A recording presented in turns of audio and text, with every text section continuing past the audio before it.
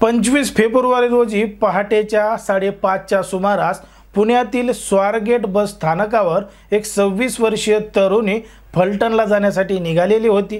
मग फलटणची बस या ठिकाणी लागत नाही म्हणून त्या ठिकाणी एक आरोपी आलेला होता आणि तो त्या तरुणीला फलटणची बस दुसरीकडे लागते असं सांगून एका शिवशाही बसमध्ये घेऊन गेला आणि तिच्यासोबत बसमध्येच त्यानं नको ते कृत्य केलं, तिच्यासोबत जबरदस्ती केली। या घटनेनं संपूर्ण महाराष्ट्रामध्ये एकच खळबळ पसरली आणि ह्या संपूर्ण प्रकरणामुळे एकच खळबळ संपूर्ण राज्यामध्ये मोठ्या प्रमाणात निर्माण झाली। पण मात्र ज्या पद्धतीने पोलिसांनी या संपूर्ण प्रकरणाचा गांभीर्याने तपास करून 13 पोलीस पथक तैनात करून 100 पेक्षा जास्त पोलीस एका गावामध्ये पोहोचून अखेर त्या आरोपीला ताब्यात घेतलंय।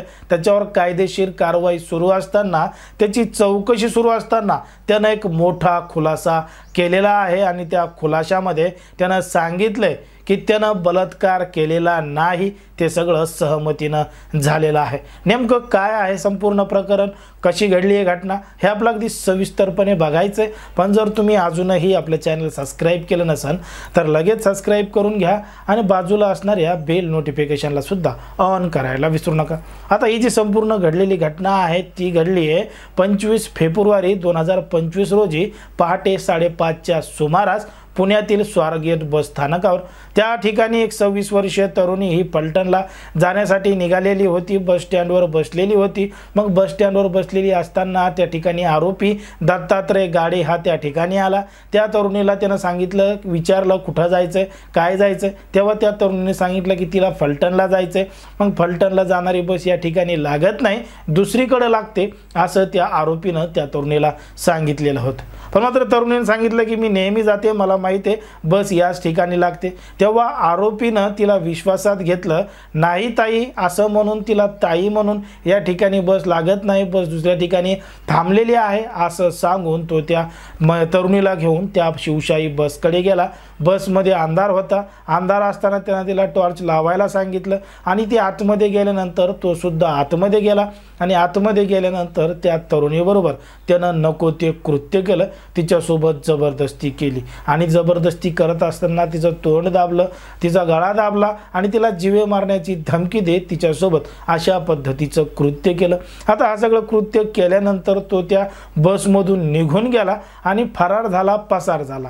इकडं तरुणी तिच्या गावाकडे निघालेली होती, म्हणजे थोड्या अंतरावर गेलेले असतानाच तिनं घडलेली संपूर्ण घटना तिच्या एका मित्राला सांगितली। आता मित्राला घटना सांगितल्यानंतर मित्रानं तात्काळ जवळचं पोलीस स्टेशन गाठ आणि पोलीस स्टेशन गाठून घडलेल्या संपूर्ण प्रकरणाची तक्रार फिर्याद दाखल कर असं त्या तरुणीला सांगितलं।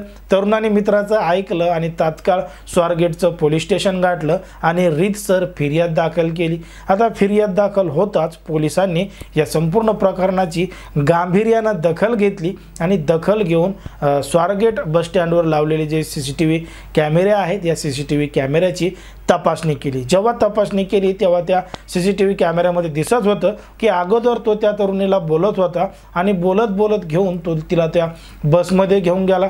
बसमध्ये जाताना आणि बसमधून येताना हे CCTV फुटेजमध्ये दिसत होतं।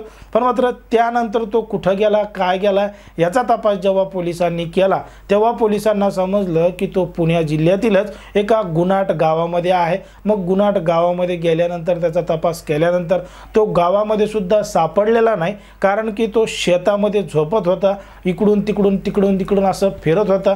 त्याला समजलं होतं पोलीस त्याच्या मागावर आहेत म्हणून त्यानं मोबाईल सुद्धा बंद करून ठेवलेला होता। मग पोलीस त्याच्या मागावर असताना तो शेतामध्ये लपत होता, कॅनलमध्ये लपत होता, पोलिसांपासून बचाव करण्याचा प्रयत्न करत होता। पोलिसांनी त्याला पकडण्यासाठी ड्रोन सोडलेले होते, श्वान पथक त्या ठिकाणी नेलेले होते। अखेर पोलिसांनी मोठ्या प्रयत्नानं आरोपी दत्तात्रय गाडेला ताब्यात घेतलं आणि ताब्यात घेतल्यानंतर चौकशीसाठी पुण्यातील पोलीस ठाण्यामध्ये आणलं। आता पोलीस ठाण्यामध्ये आणल्यानंतर आरोपीनं मोठा खुलासा केलेला आहे आणि त्यानं सांगितलेलं आहे की मी बलात्कार केला नाही, आमच्यात सहमतीनं संबंध झाले असा खुलासा पोलिसांसमोर आरोपी दत्ता गाडे यांनी केलेला आहे।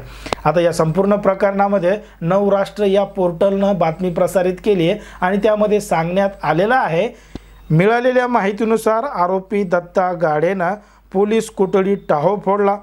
माझं चुकलं, मी पापी आहे असं म्हणत तो रडत असल्याचं पुढं आलं. तसंच मी तरुणीवर अत्याचार केला नाही, आमचे सहमतीनं संबंध झाले असा दावा आरोपीनं पोलिसांसमोर केलेला आहे.